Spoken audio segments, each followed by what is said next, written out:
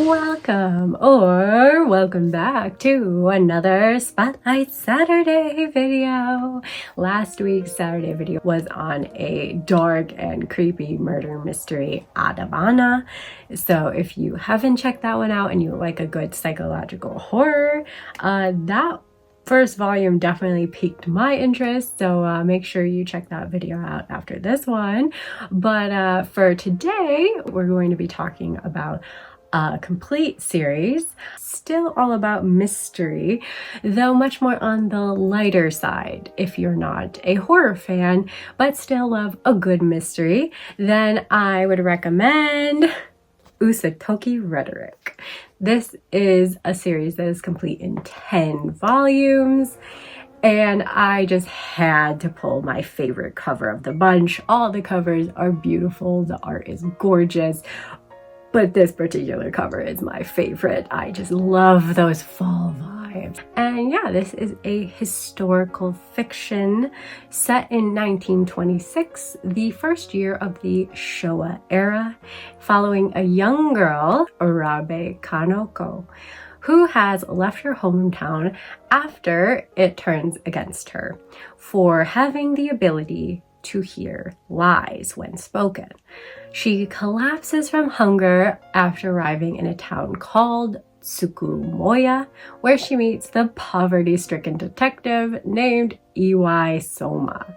She meets a lot of colorful characters and kind, understanding people in this town, and grows especially close to Soma, who she tells about her secret and still accepts her, which is a big deal to Kanako.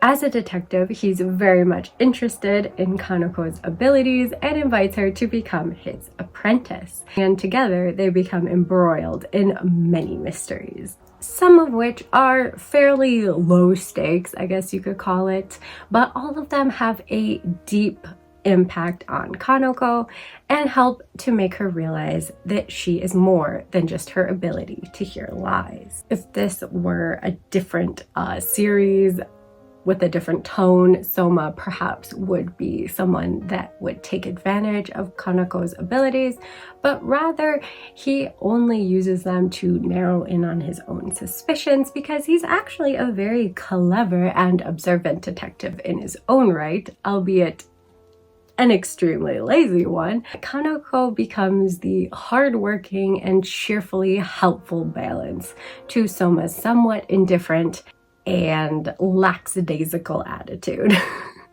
They work well together and both grow closer so seamlessly.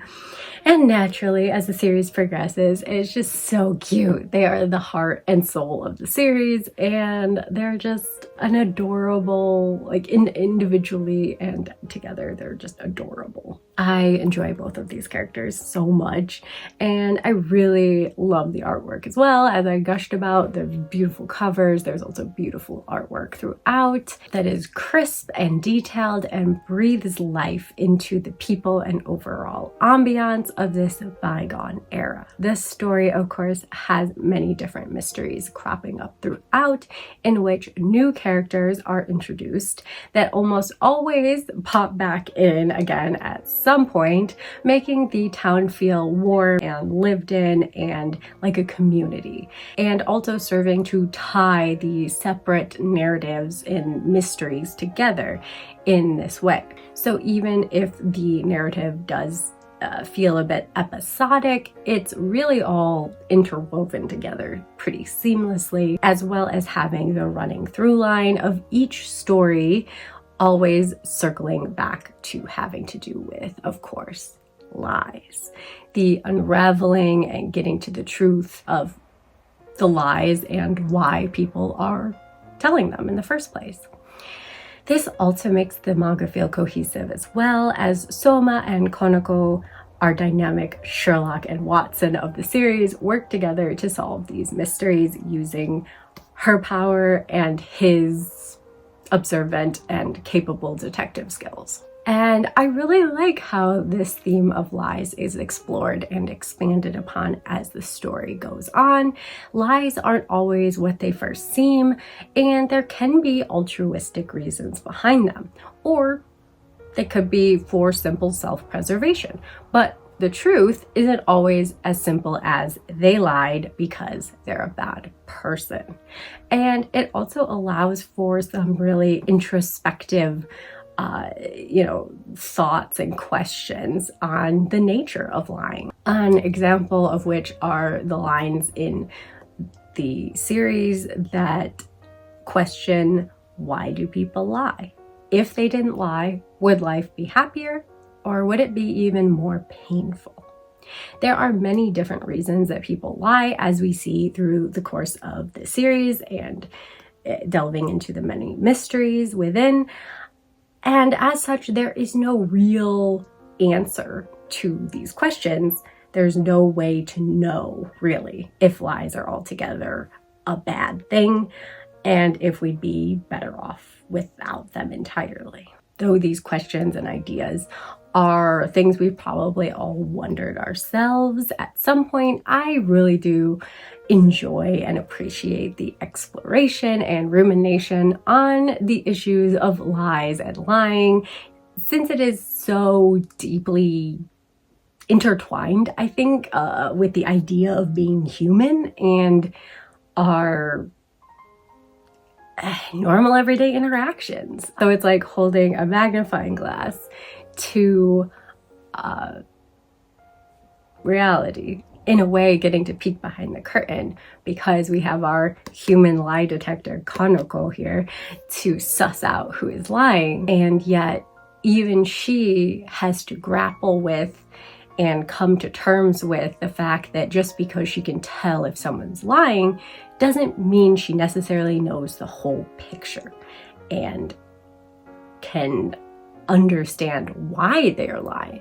So yeah, I think it's a really enjoyable series, and it made me think and question my own interactions with people, and thus made the story that much richer and more relatable.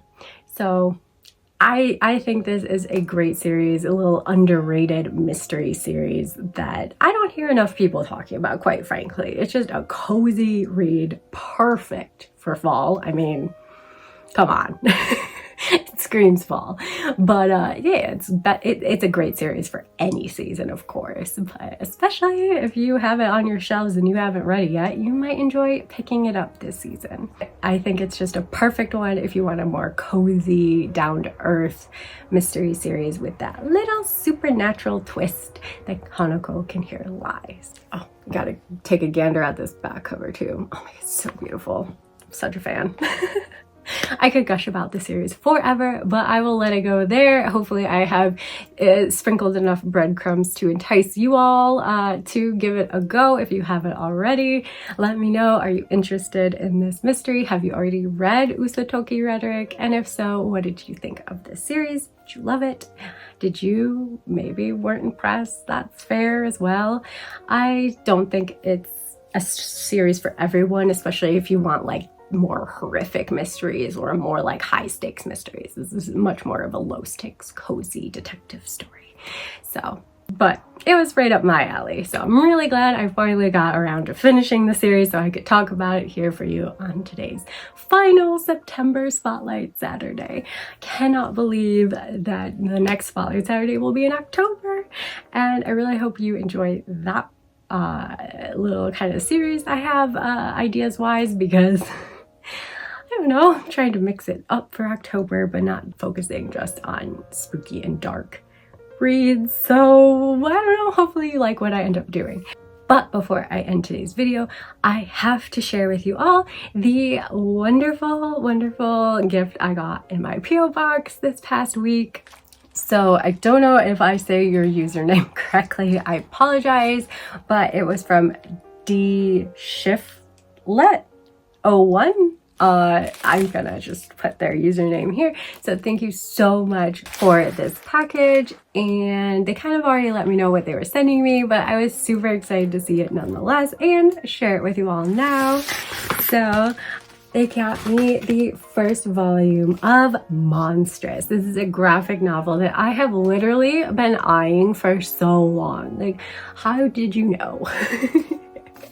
But yeah, I absolutely was struck by the art, this cover alone had me intrigued, and it had been in my like Hoopla favorites to try and force myself to read it online and save me some money so I didn't, you know, purchase more things. But thank you so much for sending it to me, because now I can check out this really, really beautiful looking graphic novel series. And yeah, I just it seems really up my alley. It's set in an alternate world of Art Deco beauty and steampunk horror.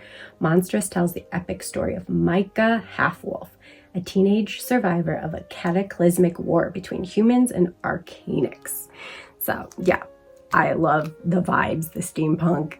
I love the dark edge that, you know, it's talking about horror. I'm a horror fan, so I think it'll be up my alley. But yeah, I'm just so grateful. Thank you so much again for sending this to me. And if anyone ever wants to send me anything in my P.O. box, it'll be in the drop box below for you. You know, it doesn't have to be a gift. It could be a letter. It could be some art. I, you know, would appreciate any and all things.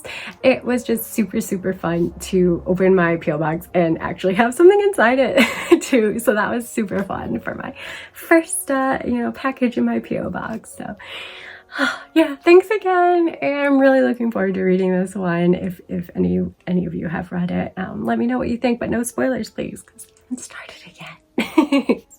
And as I have, I think, talked enough in today's video, I will leave it here. Thanks so much for watching. If you liked the video, please hit the thumbs up button, and don't forget to subscribe for many more manga related videos. In fact, this coming Monday, I tried tackling reading 7 series in 7 days. So I hope that you will check that video out when it drops. See if I conquered the challenge I set for myself. And until then, bye!